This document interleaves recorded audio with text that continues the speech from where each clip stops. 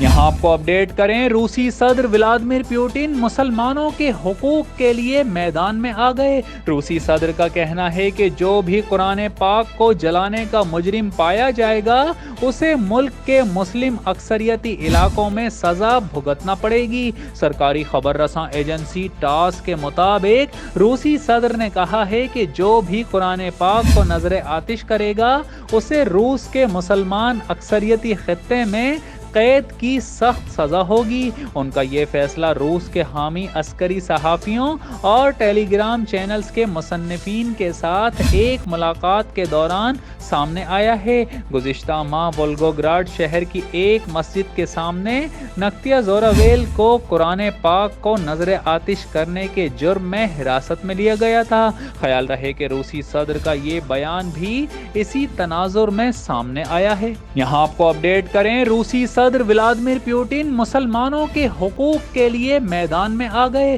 روسی صدر کا کہنا ہے کہ جو بھی قرآن پاک کو جلانے کا مجرم پایا جائے گا اسے ملک کے مسلم اکثریتی علاقوں میں سزا بھگتنا پڑے گی۔ سرکاری خبر رساں ایجنسی ٹاس کے مطابق روسی صدر نے کہا ہے کہ جو بھی قرآن پاک کو نظر آتش کرے گا اسے روس کے مسلمان اکثریتی خطے میں قید کی سخت سزا ہوگی۔ ان کا یہ فیصلہ روس کے حامی عسکری صحافیوں اور ٹیلی گرام چینلز کے مصنفین کے ساتھ ایک ملاقات کے دوران سامنے آیا ہے۔ گزشتہ ماہ ولگوگراڈ شہر کی ایک مسجد کے سامنے نکتیا زوراویل کو قرآن پاک کو نظر آتش کرنے کے جرم میں حراست میں لیا گیا تھا۔ خیال رہے کہ روسی صدر کا یہ بیان بھی اسی تناظر میں سامنے آیا ہے۔ فیض نیٹ ورک، فیض سب کے لیے۔